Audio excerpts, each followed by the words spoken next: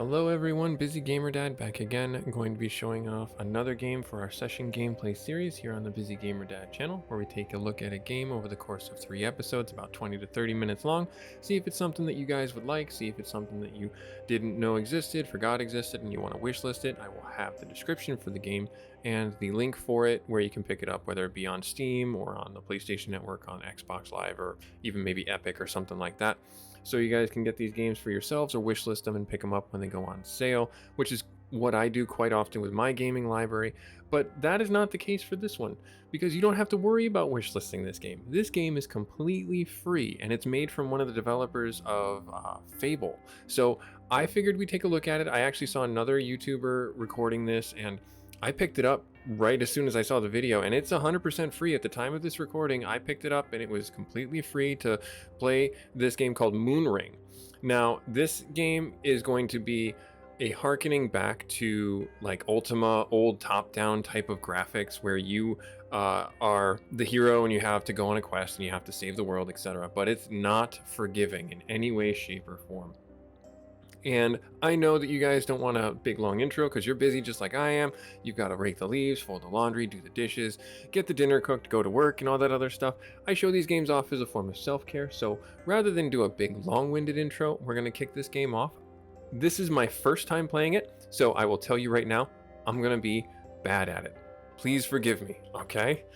We're going to do a new game, and what we would like to call ourselves, Busy. Can I do it all? Busy Gamer Dad? Sure, that works for me. Busy Gamer Dad. All right, off we go to the races. Now, this is all procedural. I believe there's no two games that are like essentially the same. So I'm going to fumble around a little bit with understanding the controls, and I'm going to take you guys on that journey as much as I can. I might edit a few things here and there just to make things a little bit more streamlined. But for the most part, this is the entire UI. And you're going to say to yourself, this looks horrendous. This is what video games were like back in my day. I know it's like, you hear that a lot, like, oh, that can't be that bad. No, this is actually pretty standard. You have your graphic UI over here for your inventory and your various status and things like that. And on the right side, you had your player window, essentially, your world window, where you looked at the world and you interacted with things and clicked on them. So let's see here. You can move around by doing this, and we can bump around. Note added, bumping. You can you can interact with signs, doors, and objects simply by moving onto them. Colloquially, that is a fun word. I know that word, but I cannot say it. Known as bumping. All right, so basically, yeah, they're expecting you to flump around in the middle of the game, trying to hit things and just bounce off of things. Gotcha. Okay, and then we interact with the door. That is our stove. I don't know if there's any, like, this is our field of, so the dotted cursor around here, I believe, is our field of view, essentially. Note added. You are targeting a friendly character. Press the enter key does different commands, different things, depending on the situation, the highlighted icon on the left UI. Press the enter key and talk. Gotcha. So we have to click on these various things, type something. Okay. Here we are. This is what I like about this game. This is the speaking mechanics of the game, where you quite literally have to enter in the buzzword that is highlighted in blue and press enter, and it prompts the game to give you more information about that thing. And you can go down rabbit holes of text and dialogue through those buzzwords, as it were, or those entry points and those dialogue topics. Okay, so if you played like EverQuest way back in the day, that was one of the ones where I first really saw it come into play, and that's kind of where I think that a lot of people really saw what it could do, because that was the entire quest mechanic. Before somebody had a big glowing exclamation point over their head, you actually had to use those text prompts to engage in getting your quest or making the armor or even turning in your quest reward. And if you didn't do it right, the game wasn't robust enough to give you a second chance. So if you turned in your quest, if you were in EverQuest world when it was like new and clunky, not that it ever really was too refined, but you could turn in all your reagents for a quest or all their criteria for a quest to have them make some piece of armor or have them give you something. And if you didn't do the quest prompts right at the right time and turn in the things correctly, it failed and you did not get them back. And you had to like petition a GM. And sometimes the GMs were jerks and they didn't give you their stuff back. So yeah, let's that stirred up a memory. That stirred up a funny memory. Oh my. Speaking of funny memories, why did the dog buy a watch? Because they wanted to be a good watch dog. There you go. There's our dad joke. So it looks like we found a book titled, so there is a bunch of lore in the game, and if you are a lore hound like I am some games, you can throw yourself really far into it. You picked up something, you can bring it into your inventory at any time pressing I. Okay. Or right click or escape, moving through it. So, okay, so what's in our inventory? This is the text UI. Yep, you'll hear me say and just the resided. So when I mouse over things, it shows me my character sheet and what the stats are. I have rocks, I got a dagger, I got clothes on at least, that's good. We have a large health potion. Can I put that? Can I put that on my health bar? Oh, I just press the 1 key? I do, and then that drops it right there. That's fun. Okay, cool. Do I press the 1 key again to get rid of it? Nice. All right, so that functions intuitively from what I remember games being. Again, that's not going to be for everybody. Let's hear. I'm going to go up in here. Anything in here? No added secrets. Sometimes even familiar things such as walls may hide secrets. Look out for anomalies and bump into anything that looks different. Is there anything that I need to, like, I don't know. Is that telling me that there's like something out here that I need to? Okay, so there's our sign.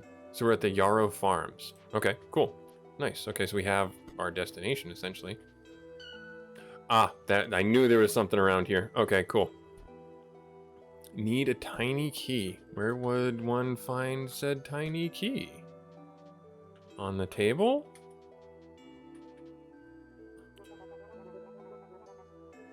Key? Question mark? Nope, no reply. I don't know where the tiny key would be for that. So we're gonna, noise. Faint dotted line is the radius. Yep, so like I said, our field of view, our radius of detection. Okay, so we want to make sure that we're being careful about that. Is there anything in here besides a cow? Doesn't look like it. Okay. Nothing really to be had. So this is honestly how all the games I remember really start out being, where you're just fumbling around and then all of a sudden you have to go slay the end boss and you didn't even realize it. So large healing potion. Now I'm just cut things up. Looks like it's raining. You splash yourself. Yeah, it looks like I don't have any way of getting across there. Wet status. I am now wet. I don't know what that means. What does that do for me? Status effect change. Flashing icon. The effect will wear off over time or vanish. Okay, cool. Being wet is not inherently dangerous. It makes it harder to catch fire. Oh, so they do have that inside it. Okay, cool. However, it is much easier to gain the rotting status. Oh. Alright, so that's the double-edged sword, I guess you would call it. So we want to get that, looks like there's a timer just kind of... And spacebar is just to pass our turn. Cool, okay, so we'll just kind of stay there. Alright, so how do I... There's got to be... I don't want to go into the cemetery. Like, I want to... What's down here? I'm trying to find the tiny key. I'm assuming that the tiny key's got to be around here somewhere. Alright. Use the Q key, click quiet icon, quiet mode. You will gain bonus damage if you hit an enemy who is sleeping and unaware of you. Oh. Actions reduce the range of sight and actions take twice as long. Gotcha. So if I go quiet mode, sneak on. Nice. While quiet, you can reduce the detection radius further by standing near walls. Ah, okay. So there is a stealth mechanic to the game. Tiny key. And that bug is asleep. And we see the little Z's. I'm going to attack a bug that's sleeping. Okay. You can throw things by pressing R. If you do increase damage if you hit enemies who are not aware of sleeping. Oh, okay. Note, the start of the game, you are a bad shot. Okay, so I'm just gonna stab it. Can I stab it? Question mark. Do I have this equipped right now? I'm gonna say that I do automatically have that equipped. So yeah, okay. I don't need to. And I just knifed him and I dispatched him. I got some scraps of chitin. Nice. Well, the graveyard key is in the locked chest behind the farmhouse's false wall. Beyond the graves is a cave. I hid carved stone within it. Find the stone and find others who recognize its sign, and may the gods and my beloved be forever blind. Interesting. That's signed Loving Father Karam. You scribble a message in your notebook. Oh, good. So I have a notebook in the game. That's awesome. Now I want this. Very slow. And I got the tiny key, but I'm very slow. Oh, and I'm breaking the stuff. Okay, cool. So I'm bumping into it just to see if I can actually interact with it in meaningful ways, other than just smacking my face against something. But clearly that is not the case. So I'm going to come back up here. Looks like we got rid of the wet status a little while ago. So we're going to get ourselves up into here. Does it automatically use the key? It does automatically use the key. And we got the graveyard key from it. Nice. Awesome stuff. So we're already well and truly ahead of the curve. We're the first ones to get that done. I guarantee you. Stop moving on me. Stop. I just want to talk. Are you just going to say dream? Is that all you're going to do? You will finally know which god chose you. God? Question mark? Which of the 5 will it be, I wonder? 5? You know them. Enter. Our Lady of the Sanguine Moon, Death's Harlequin, Lords of Dust, the Great Forest Wolf, Goddess, the Blind Angels. Angels. Let me... The 5, although, of course, which we only follow 1. Follow 1. So I'm guessing that the big thing about this game, if you hit tab, it also auto-fills in. So make sure you're aware of that. The Angels, yep. Okay, that's why that one was picked up. Okay, so if I press enter, other gods. What are the other gods? So like I said, there's a lot of lore in the game. Let me see there. Is he gonna offer some wisdom? Okay, I wish I could see the world as I do, child. Life is so vibrant? Question mark. So they're basically like, okay. Yep, so we just got a bunch of notes added. So basically, the gods in the world, we only follow one in particular, and we're in a mushroom patch. Is this a good thing or a bad thing? I don't know if this is a good thing or a bad thing. Decayed into moldy fruit. Did I have that? I did have bright fruit, but it decayed? Oh, that's no good. That's no good. Those fungus rotted my food. That's mean, I think. I'm not entirely sure, but still. Alright, so we gotta go to the graveyard. And then we have Mr. Kibbles. You hated everyone. We loved you regardless. Is that a cat or a dog? Grand Hawkthorn. At last, rest at last, and my beloved Karam, Amber took you from the world, but not my heart. Okay, fair enough. All right, so unlocked it, and now we're going into here. Do I want to do this? I think I want to do this. You have found the entrance to a dungeon. If you die within a dungeon, time will rewind to the point before you entered, and a new dungeon will be created. Oh, press enter if you still wish to descend, or left click. So yeah, let's do it. I'm assuming it's going to throw me into the deep end, but I'm not entirely sure. So this is what I was talking about, where the game is procedurally generated. We are going into a dungeon, and every time we go into this dungeon, it's going to be different. I don't want to say every time. If we fail, I believe the dungeon is just auto-generated. But if we're succeeding and we come back out and go back in, I do believe it stays the same, but I'm not entirely sure. You have entered a dungeon. Here, the map will be vital. Okay, so if I hit M. Yep, so very old school map geometry kind of stuff. And you can see the pips, and that's me right there. And it basically is just going to give us the one tile. We do not want to walk and get stuck because that's gonna... A bolt, huh? There's water in there. What was that? Okay. I was still sneaking. I didn't even realize. You've been hit. Don't worry. It only affected your poise, which will recharge once you're clear of enemies. Being hit. Oh, okay. Fair enough. So that's my poise right there. Assuming this is my energy. Ow! Did I just get hit for... I got my poise destroyed. My poise got destroyed by that beetle. Took 104. What is a tuner? He asked like he knows things. Tuner is... Dark liquor created from harnessing. Negation currently restricting the use of gifts from the gods. Oh, okay. So it's basically just like a... So you can break things. I do know that you can also set a lot of things on fire. And fire in this game is actually quite deadly. So if I do R... Can I hit... Oh, he hit me pretty hard there. Looks like he's low. Pretty much there. Okay. Cool, and we got him. Nice, scraps of fur. Alright, excuse me 1 sec. What, guys?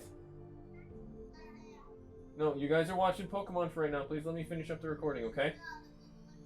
Alright, then put on another Pokemon or put on something that you both can watch, okay? Alright, cool. Kids got TV time because it's the day off from school, but I have a little bit of time to still play with you guys. Oh no! Surprise attack beetle! So there's steps down. Oh, I didn't want to do that. I'm gonna try and break the... There, okay, good. Nope, it is spreading still. Alright, so I hit him first. And it looks like our poise... We actually have a pretty good amount of poise right now. Picked up some rocks, picked up some money. I don't know how much, like, secrets are gonna come into play. Like, if there's a certain... I don't know what the beetle bursts out of a container. Yep, okay, so I'm slowed and I'm vulnerable. Because I walked through that. Oh, there was a beetle in the brush and it died. But because I set the fire off, does that mean I get the experience as if I killed it? I have questions. Because that would be nice. This is water? Great pot refill lamp. My lamp is filled. Oh, I have light around me now. That's pretty neat. I don't know what that does for me, but I've done it. Sarah leaf oil. Okay. So like I was saying, the fire in this game, it's going to spread on its own. I have no control over that. You want to make sure that you are not... Clank. Gears turn beneath your feet. Something on the level unlocks. Okay, so... There's something that this has now unlocked. There's something across the map, too. I hear it skittering. You can see that on the screen. I do like that idea that you can still hear things that are not necessarily in your purview. I'm gonna let this teeter off for a sec. What's over here? Okay, something on this level unlocks. I'm assuming there's a bolted door that had many mechanisms of locking it. I'm assuming. I have no idea. And it could be something as simple as like these rooms that I have now walked into that are now open to me. Alright, cool. Yeah, I'm assuming that's the case. I will assume that is to be the case. Oh, money. I think the Gneas are money, but I'm not entirely sure. Doesn't let me see that anywhere. Oh, it does, yeah. So I am assuming that this is the money. Okay, alright, fair enough. Alright,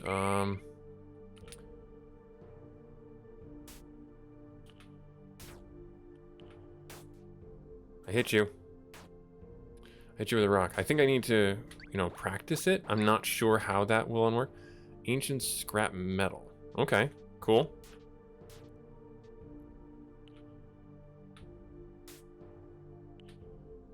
And I can pick up the rocks too. This beetle has got the moves. He's got the moves. Dodge. We both dodged, and then we got hit in the face. All right, cool.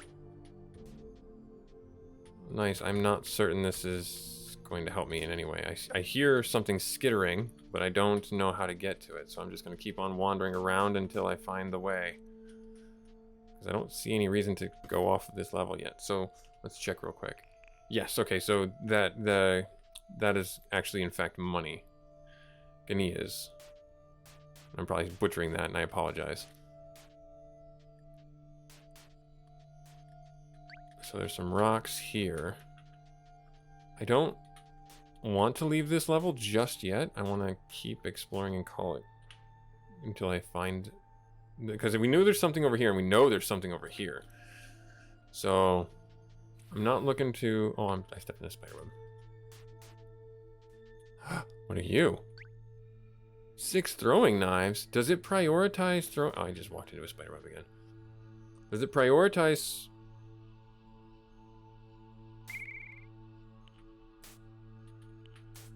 This thing.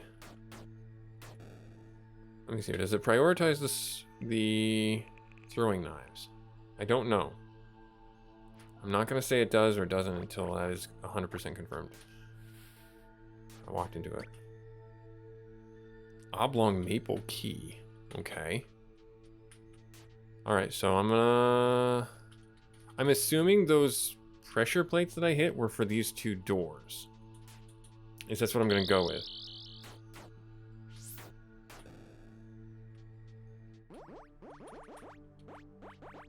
Alright, I'm gonna let my... Oh, I just walked into that. I'm gonna let my poise go up.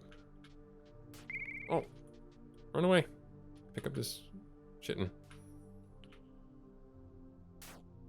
Ha! I hit you with a rock. I hit you with another rock. And I stabbed you.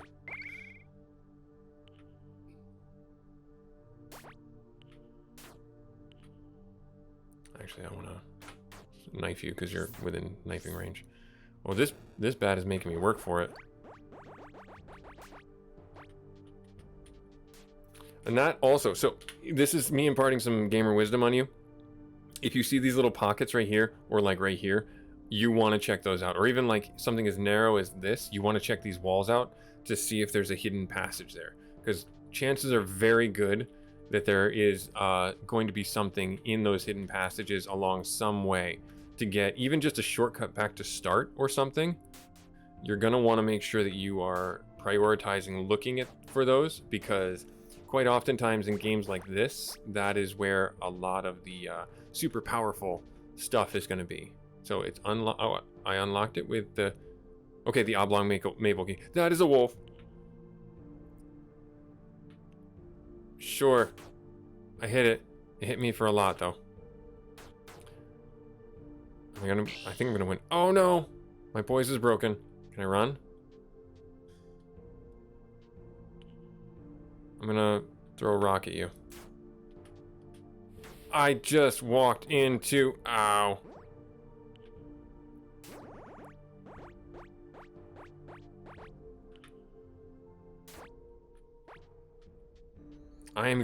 This may be cheater way to do it, but I'm out of ammunition. Oh no.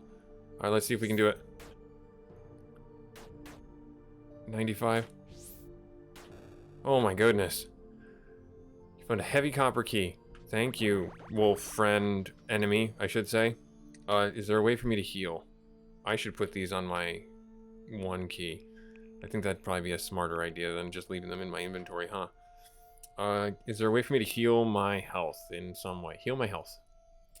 That did not heal my health, but I did eat. Do I recover over time? I'm assuming that I do. I would like to think that I do. I don't know what those are. I don't want to mess with those. I'm still kind of scuffed up from the wolf. So it looks like this is quite honestly all we're doing. This is like the learner dungeon. I'm not gonna be able to hit you, am I? Yeah, okay.